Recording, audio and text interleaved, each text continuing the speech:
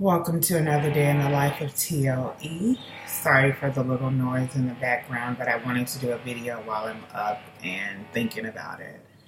Don't know if I talked about losing my earrings the other day in radiation or the fact that I was in the emergency room right after the first radiation. So I'll start there. So on my first day of radiation, I went to the appointment at 7:50 in the morning, had another appointment at 8 o'clock.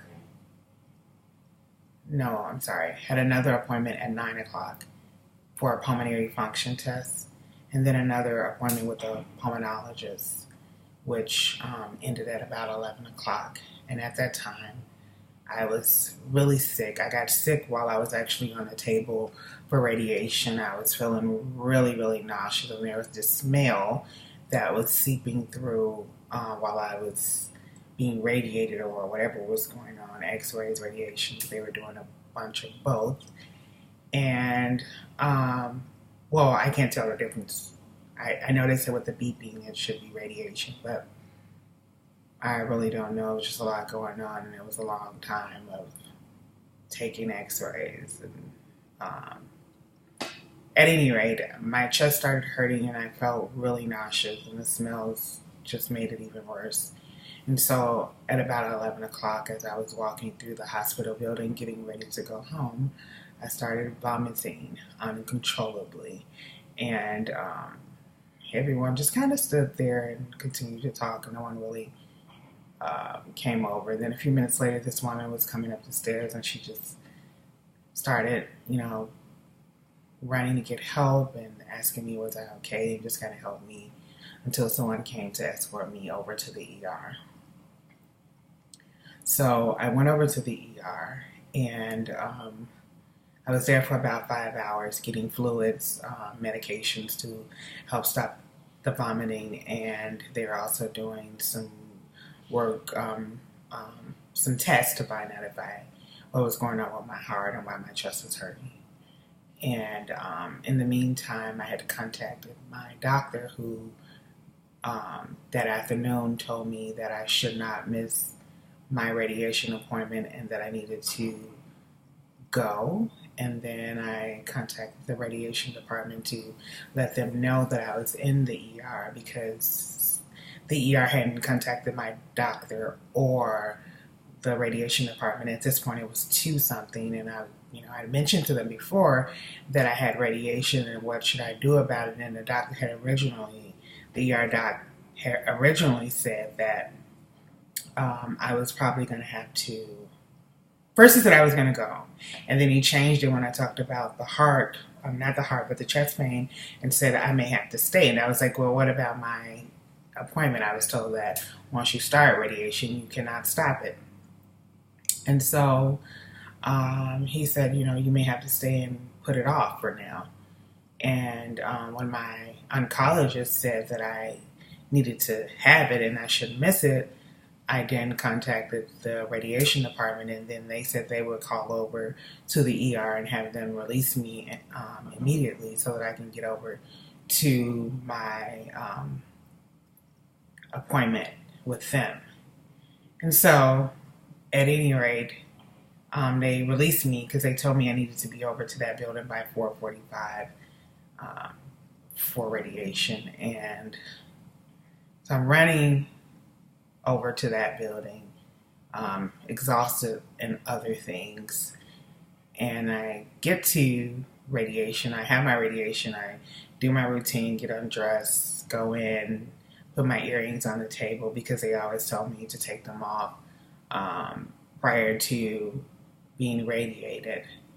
And got the treatment, was done with it, asked the guy if I could take a picture of the mask, left my earrings the first time I was exiting the room, and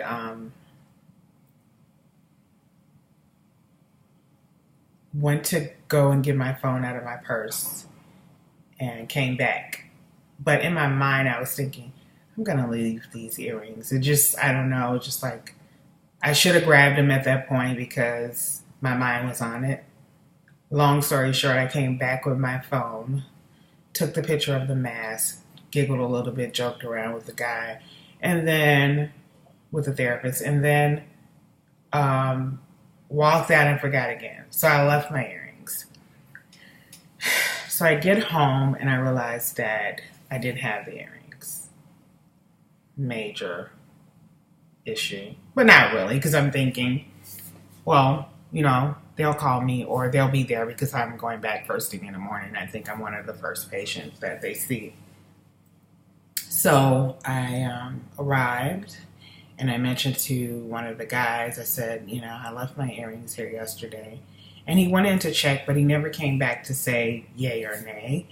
And no one had said anything else after that. So I did my treatment, which was I was there maybe 30 minutes or so. And I said again, as they were, pulling the sheets and everything, getting me up and out, I said, I left my earrings. Can someone tell me where they are at?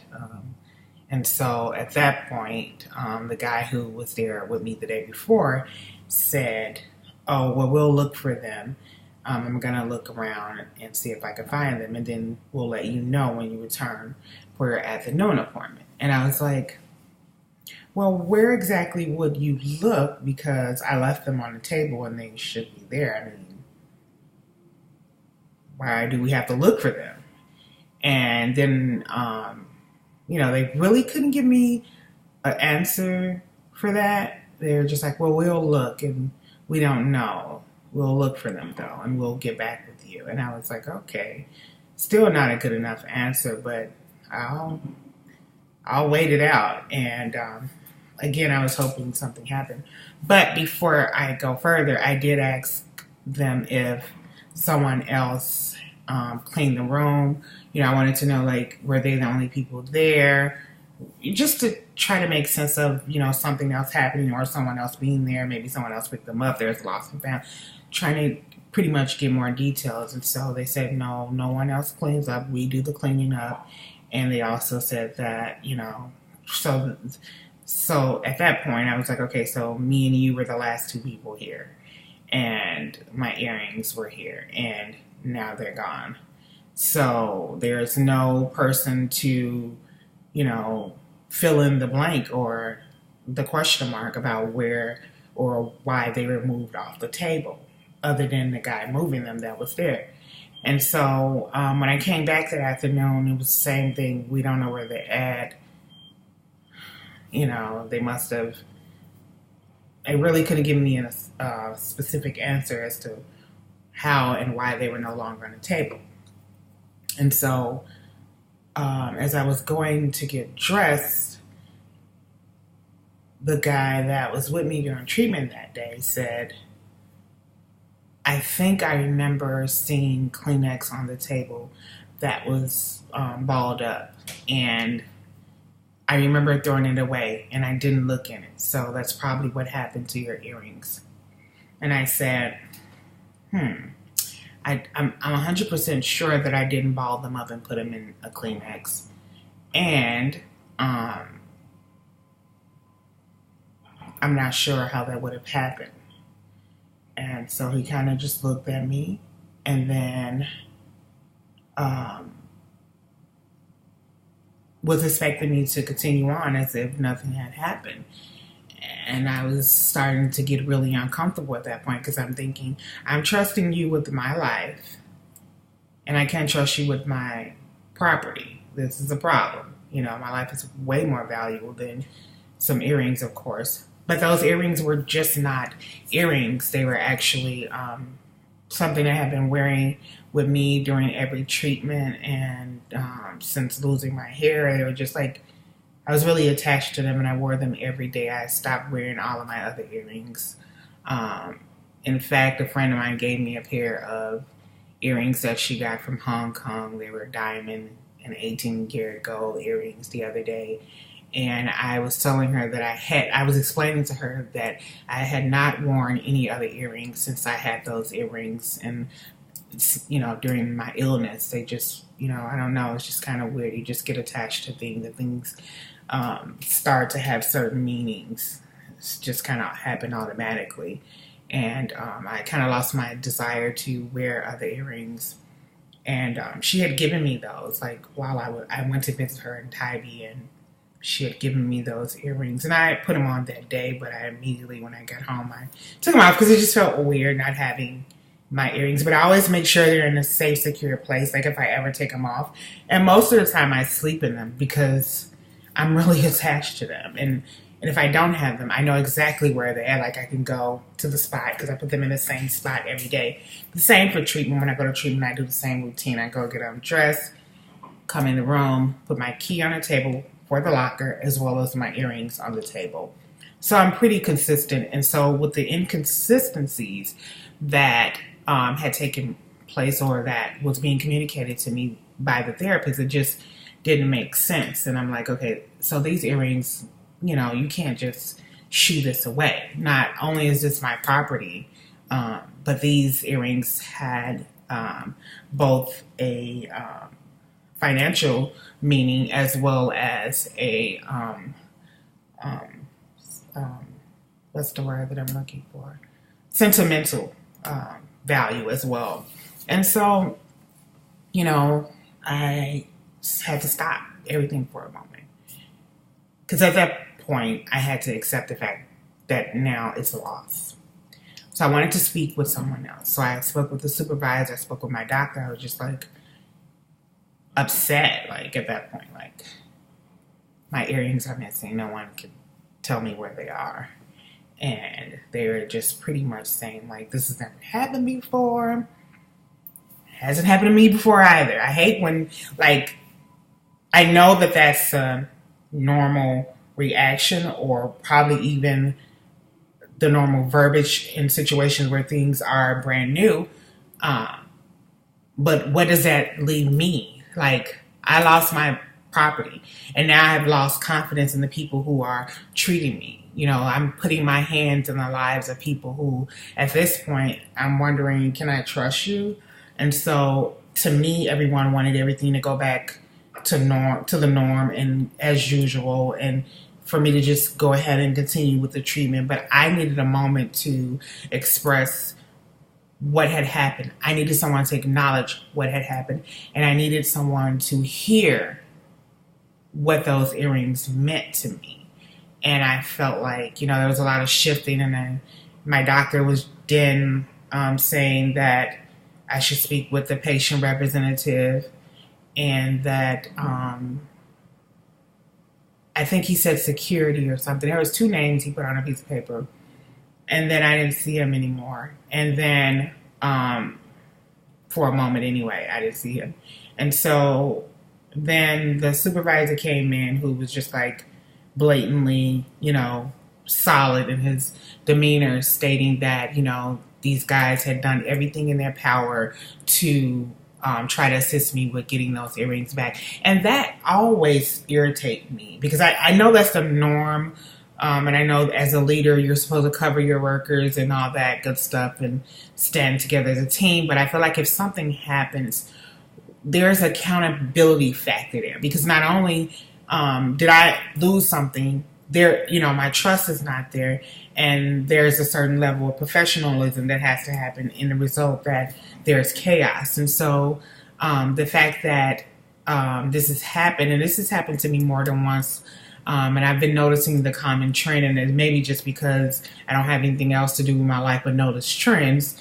But when there's a situation where I feel like I'm not being heard or something like that, what's happening is the leaders and the team leads and the managers are all stating that, and pretty much validating the work and supporting the work of the workers, which is fine.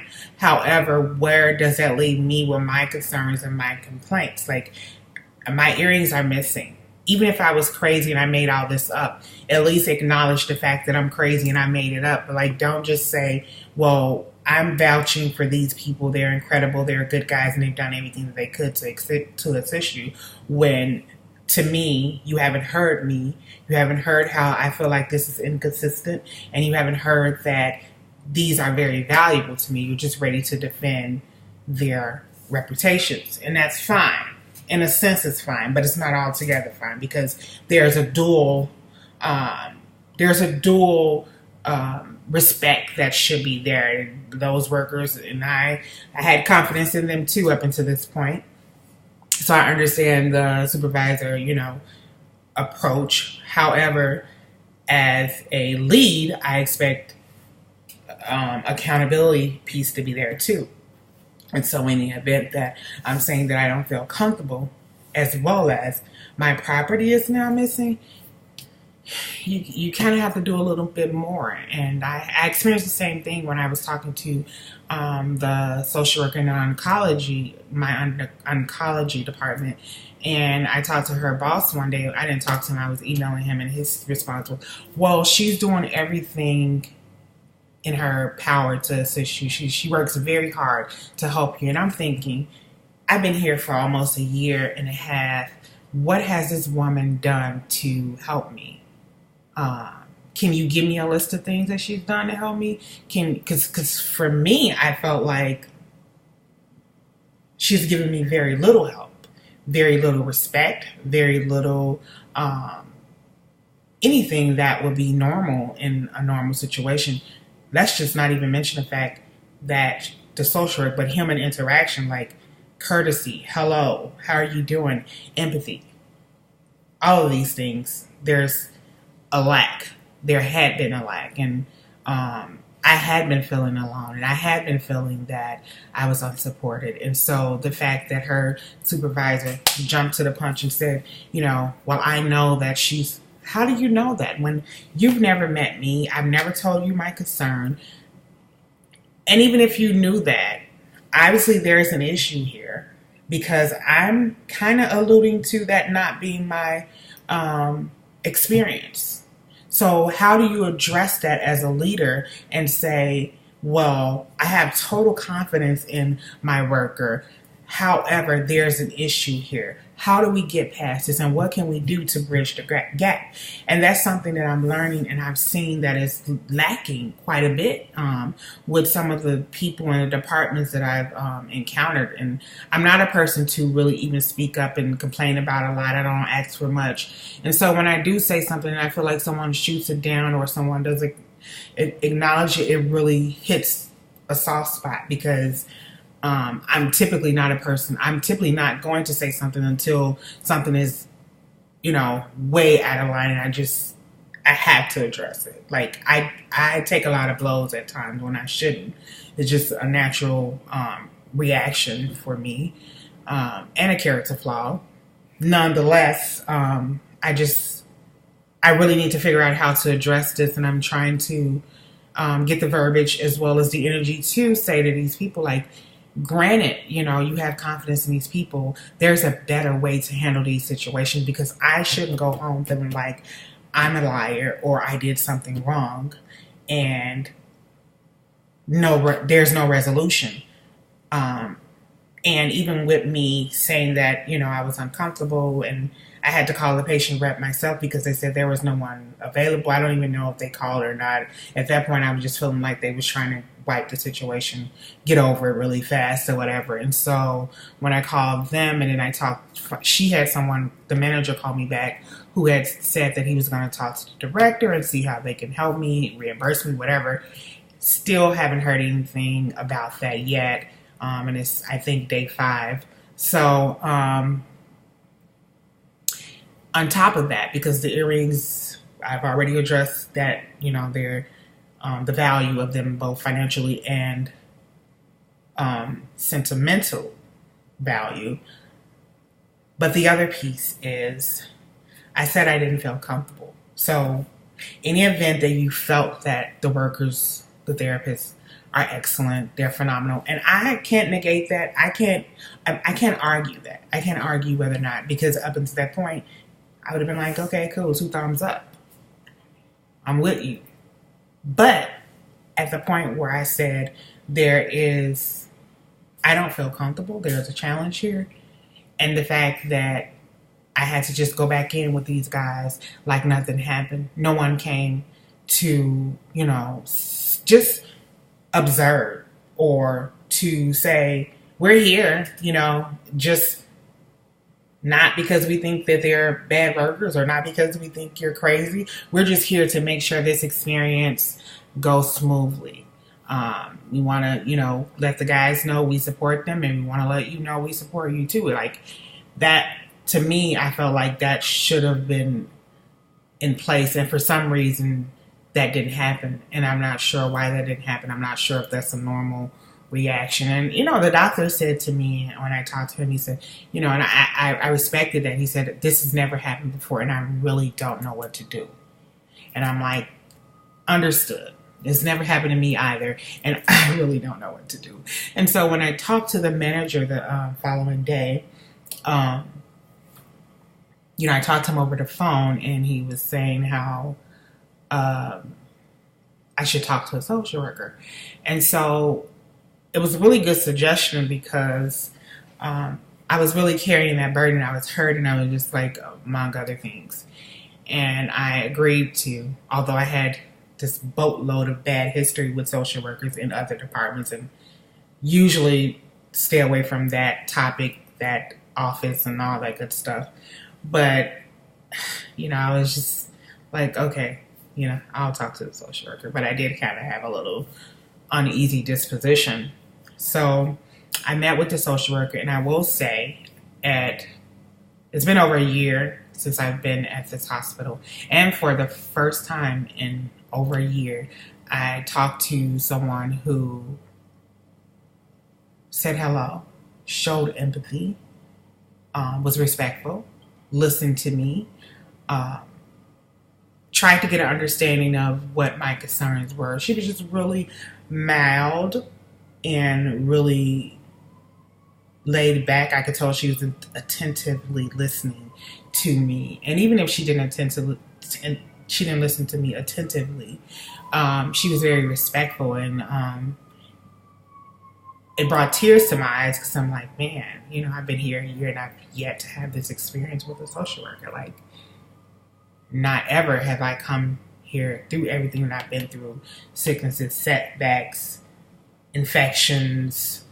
I've been through hell and back again, and no one has asked me, was I okay? How can I help you? Is there something like normal things that I would think that a social worker would do? And when I was in school for social work, and I just so happened to do some of my internship at a hospital, like I had never seen anything like that before. And I as a person, I don't have it in me to respond and treat people the way that I felt like the social workers were responding to me.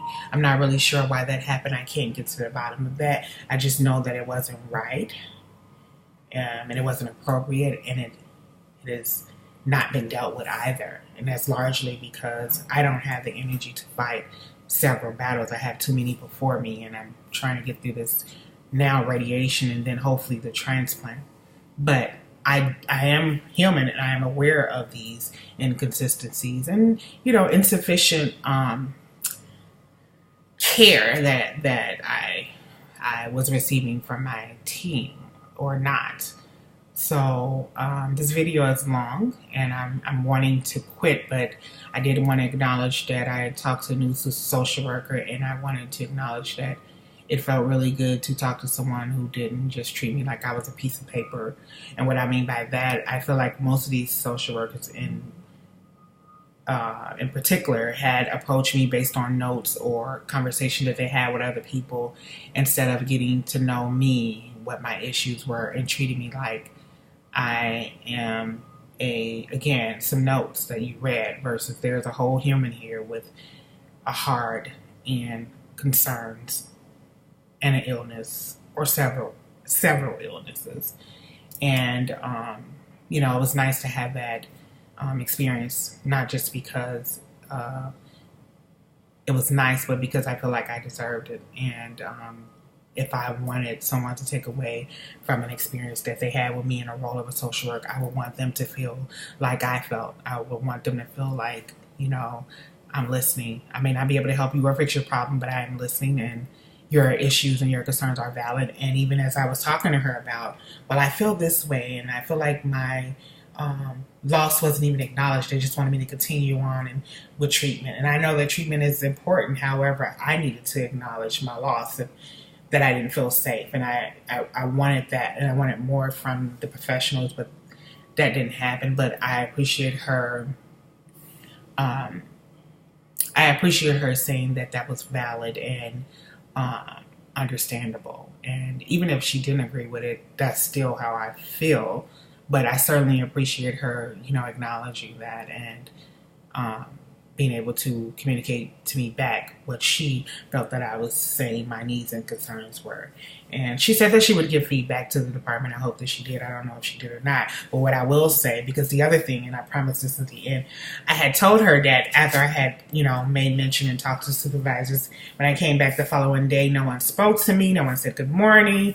And prior to that, like every morning, they meet me and greet me at the door. Good morning. Go and get changed. Okay, come on in. We're ready for it. Like, no one said anything. I told her I felt like I was walking the hall of shame and I had did something wrong by asking for my property back and saying that I was not comfortable.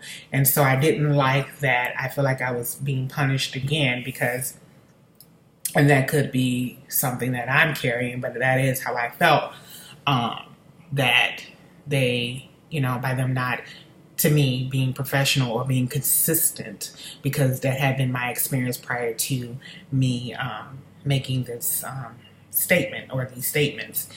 And in their defense, I understand there being awkwardness or silence or whatever the case may be, because when someone is saying that, they don't feel comfortable or their possessions are missing, like, what is the appropriate response? I don't know. However, I feel like no matter what, at all times, if you're on your job, you have to be professional. And even if you don't particularly like a person, or if they think I'm crazy, humor me or find humor in it and be professional and say hello, and, don't just be silent. And, it was just weird and I didn't like that. And so I'm not sure if she communicated anything or not. I do know that the next day or so, they started speaking again, but it was like, hi, it was dry or whatever. Then over the last couple of days, it seemed to be getting back to a nice rhythm again. So I certainly appreciate that. Cause like, who wants to go to treatment feeling bad on top of already losing, my property and just all the other things, like